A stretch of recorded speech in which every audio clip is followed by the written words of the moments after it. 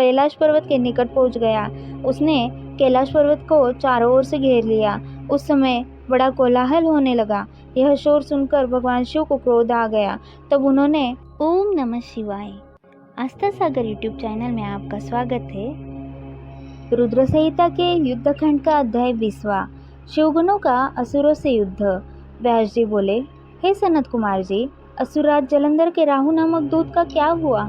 जब भगवान शिव ने राहु का अभयदान दे दिया, फिर राहु कैलाश पर्वत से कहाँ गया और उसने क्या किया? इस विषय में मुझे बताइए।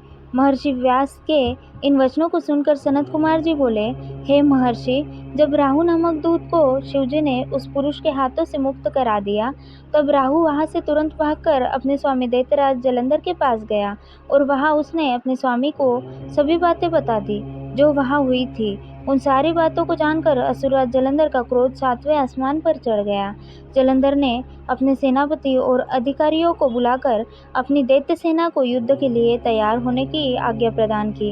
अपने स्वामी की आज्ञा पाकर कालनेमी, शुंभ, निशुंभ आदि महावीर पराक्रमी दैत्य युद्ध के लिए तैयारी करने लगे।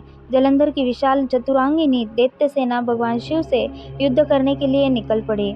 उस सेना के साथ ही दैत्य गुरु शुक्राचार्य और राहु भी थे।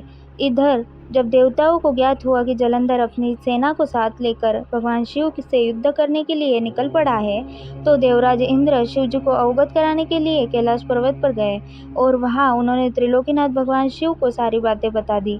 इंद्र ने भगवान विष्णु के विषय में भी उन्हें बताया कि भगवान विष्णु भी अपनी पत्नी देवी लक्ष्मी के साथ असुरराज जलंधर के वश में हैं और उनके घर में निवास करते हैं। इसी कारण हम सब देवता विवश हैं।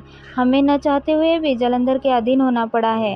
भगवान, आप भक्तवत्सल हैं। आप अपने भक्तों की रक्षा कर हमें जलंधर से मुक्ति दिलाए, उसे मारकर हमारे प्राणों की रक्षा करें। सारी बातें ज्ञात हो जाने पर भगवान शिव ने सर्वप्रथम भगवान श्री हरि विष्णु का स्मरण किया।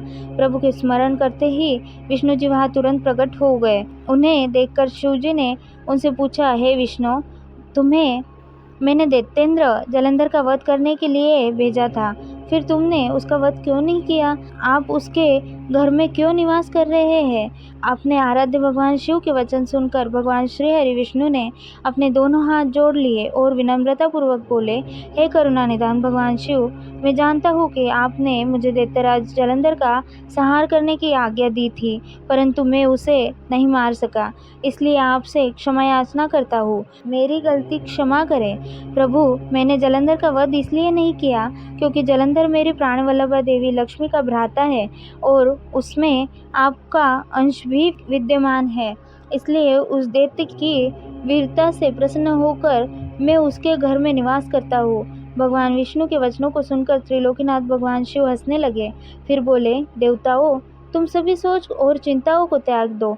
तुम्हारी रक्षा के लिए मैं अवश्य ही जलंधर का संहार करूंगा। यह सुनकर सभी देवता निश्चित हो गए। इसी समय जलंधर अपनी विशाल सेना साथ लेकर कैलाश पर्वत के निकट पहुंच गया। उसने कैलाश पर्वत को चारों ओर से घेर लिया। उस समय बड़ा कोलाहल होने लगा। यह शोर सुनकर भगवान शिव को क्रोध आ गया। तब उन्होंने अपने गणों को आज्ञा दी कि वे जाकर राक्षसों से युद्ध करें। अपने आराध्य भगवान शिव की आज्ञा पाकर उनके गण युद्ध करने चले गए। शिवगणों और जलंधर की दैत्य सेना में बड़ा भीषण युद्ध होने लगा। शिवगण बड़ी वीरता से दैत्यों से भिड़ गए। उन्होंने कई दैत्यों को पल भर में ही मौत के घाट उतार दिया और सैकड़ों को घायल कर दिया, परंतु दैत्य गुरु शुक्राचार्य अपनी मृत संजीवनी विद्या से भी सभी मृत दानवों को पुनः जीवित दान दे रहे थे और वे उठकर पुनः युद्ध करने लगते थे। जब दैत्य सेना किसी भी प्रकार कम होने का नाम नहीं ले रही थी, तब शिवगण व्याकुल होने लगे। तब शिवगणों ने भगवान शिव के पास जाकर उन्हें इसकी सूचना दी। जब शिवजी को यह बात ज्ञात हुई कि यह सब शुक्राचार्य कर रहे हैं, तो वे क्रोधित हो उठे। उस समय भगवान शिव के मुख से एक भयंकर ज्वाला कृत्य के रूप में प्रकट हुई। उसका रूप अत्यंत रौद्र और भयानक था। वह वहां से सीधे युद्ध भूमि में गिर गई और दैत्यों को पकड़ पकड़ कर खाने लगी। इसी प्रकार भ्रमण करते हुए कृत्या शुक्राचार्य के निकट पहुंची और उन्होंने उन्हें वहां से गायब कर दिया। जब अपने परम सहायक गुरु शुक्राचार्य उन्हें वहां न दिखाई दिए तथा हजारों वीर मारे गए या घायल हो गए, तब दैत्य सेना का मनोबल टूटने लगा। दैत्य सेना युद्धभूमि छोड़कर भागने लगी। जलंधर के काल ने शुंभ निशुंभ आदि वीर दैत्य फिर भी पूरी ताकत से युद्ध करते रहे। इधर भगवान शिव की सेना का प्रतिनिधित्व करने वाले स्वामी कार्तिकेय और गणेश जी भी पूरे मनोयोग से दैत्य सेना को पछाड़ने के लिए युद्ध कर रहे थे। अध्याय 20वां समाप्त।